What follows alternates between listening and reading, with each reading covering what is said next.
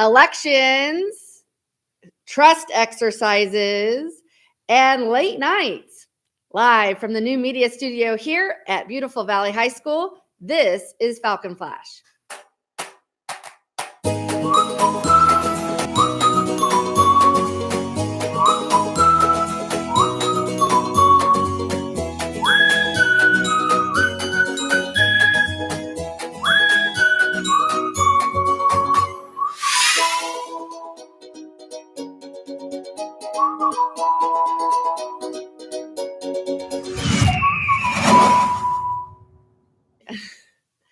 Good morning, students and staff. Today is Tuesday, November 5th. Let's go to Josh with today's patriotic observance. Awesome. Thank you, Ms. Gibbs. So today marks the election of Richard Nixon appointed into office. While Richard Nixon's presidency from January 20, 1969 to August 9, 1974 ended in scandal with resignation and the infamous Watergate scandal, he had many accomplishments. During his presidency, Nixon bettered the U.S. internally and foreign affairs by implementing new policies such as the anti-ballistic missile, the Nixon Doctrine, and the Medicare and Clean Air Act. Nixon was one of the forefront of desegregation and the civil rights, federal powers, and reorganization and environmental policy. And here's a video to learn more about Richard Nixon.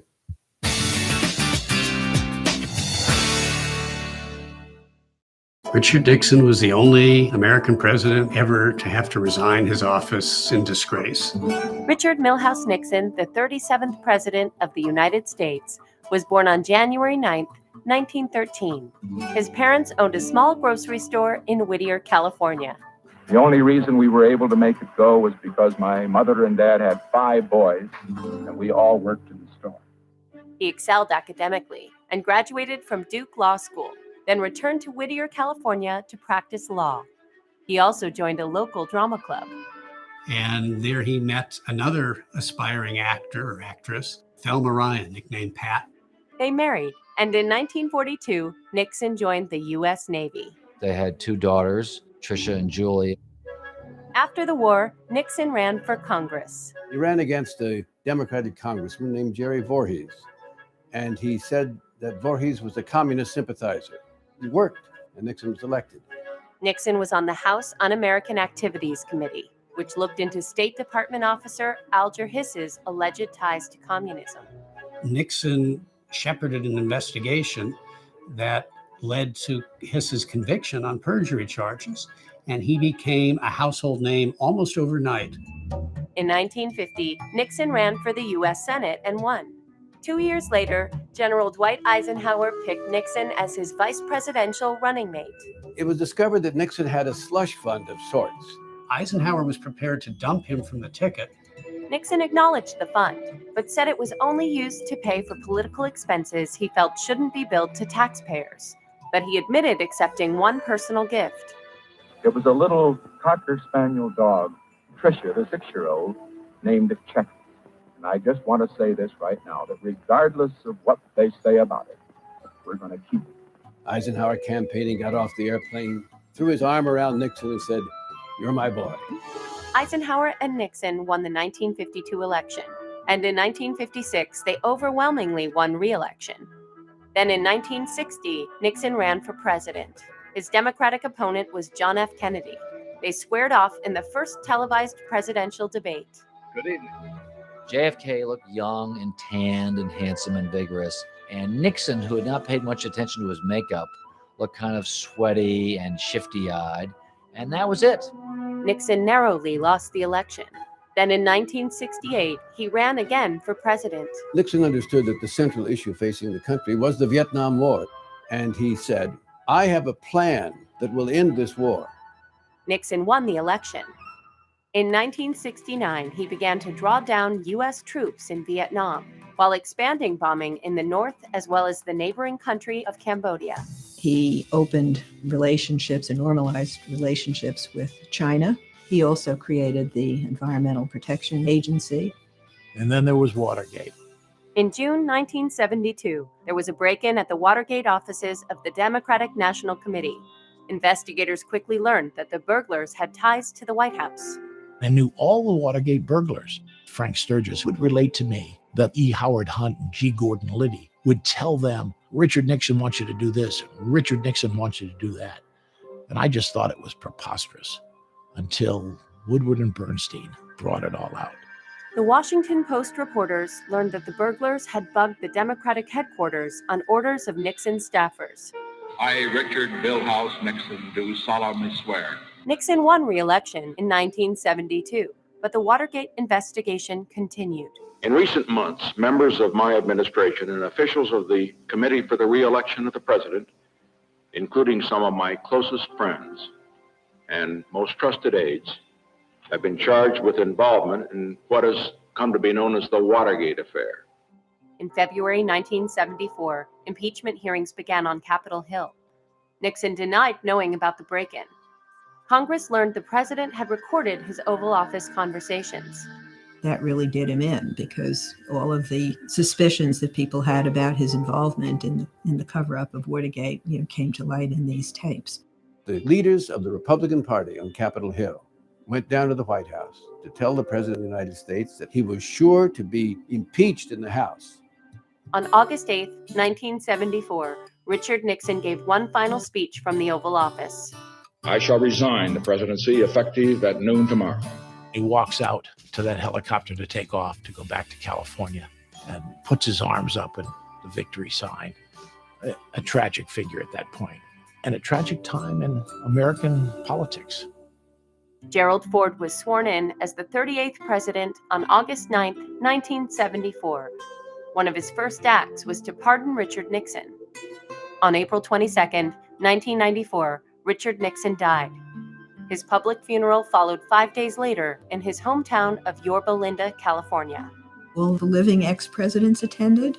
President Clinton was in office then and delivered quite a nice eulogy. He was honored for his real achievements in opening up China and achieving peace with the Soviet Union and being a fairly effective and activist president.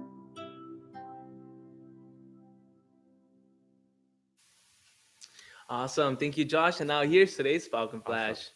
So starting off, Bible Club meets today at lunch in room 10-1. All are welcome. Also, if you are attending Fall Rally this Saturday, make sure you show up to this week's Key Club meeting in room 110. Anyone is welcome to come. Lunch passes will be provided, so I'll see you there. Now, good luck to the boys and girls cross country teams who will be competing this afternoon in their final league race of the year. The girls varsity team is competing for another trip back to CIF next Saturday, and the boys teams, with just one more win today, can sweep a league championship at the Frosh, JV, and varsity level. Now, Falcons, you will earn your success today because all of the hard work you've put in on hot days and early mornings since June. Keep working to extend your season another 2 weeks. So good luck to you all. Now, hey Falcon fanatics, come and support your fantastic, furious fighting Falcon footballers in the first round of CIF playoffs this Friday night at Falcon Stadium. Pre-sale tickets will be available. General admission is $10, but with your student ID and children, you could just get in for $5. Yearbooks are still on sale, but 10% discount is the thing of the past. However, the final discount for the 2020 yearbook season is 5% discount into the end of November. So order yours today. Now heading it over to Ms. Gibbs. Thank you, Brian. Hey, seniors, there are just 3 more weeks to get assistance on your college applications before the Thanksgiving break. Today would be a great day to come to the 8-3 lab for help. We are open until 6 p.m. tonight.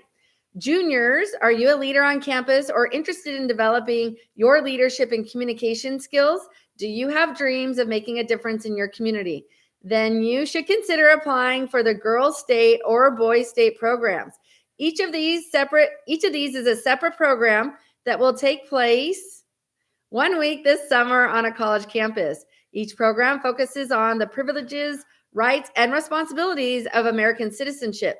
Participants study local, county, and state government processes by setting up their own mini governments through legislative sessions, campaigning, party rallies, debating, and voting.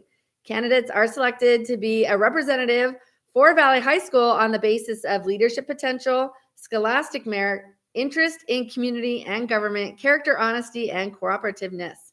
If you are interested in finding out more information, talk to me in the Higher Ed Center or make plans to attend the informational meetings. The Girls State Informational Meeting will be on Tuesday, November 12th at lunch in the Higher Ed Counseling Center. You will hear from last year's Girls State Rep, Anna Ruby Oropesa, and the Boys State Information Meeting will be on Friday, next Friday at lunch in the Higher Ed Counseling Center. Current senior Eliud Flores will be on hand to share about his experiences. Class of 2022, that's right, sophomores.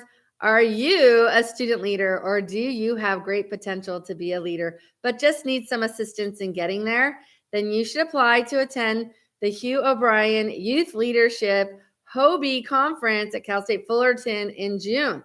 The cost for the program, which includes housing and food, will be covered by Valley High School. The Hobie Conference allows high school sophomores to recognize their leadership talents and apply them in becoming effective, ethical leaders in their home, school, workplace, and community.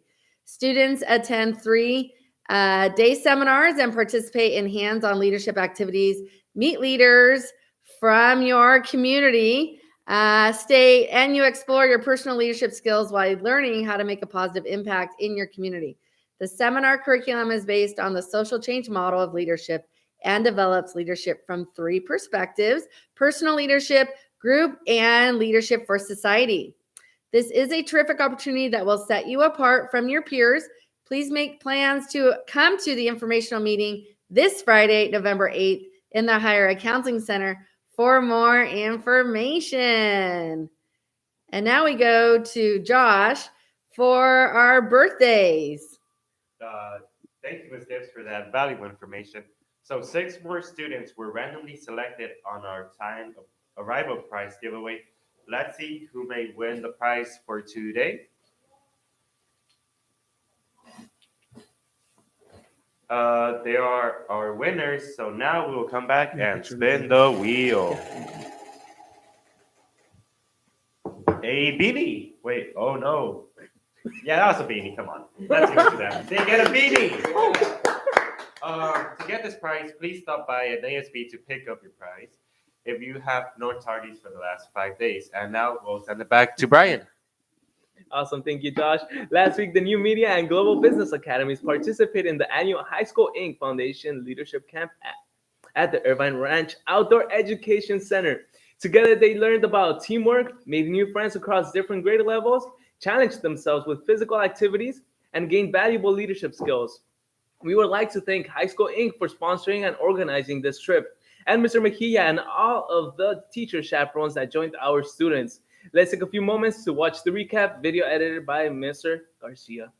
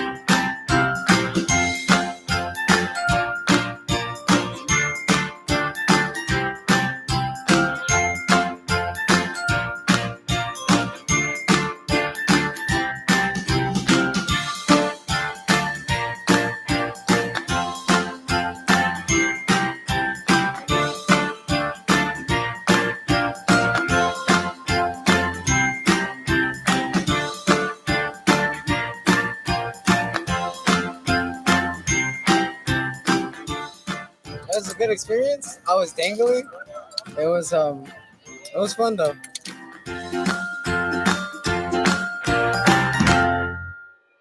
I was a bit scared, and in the end, I faced my fear.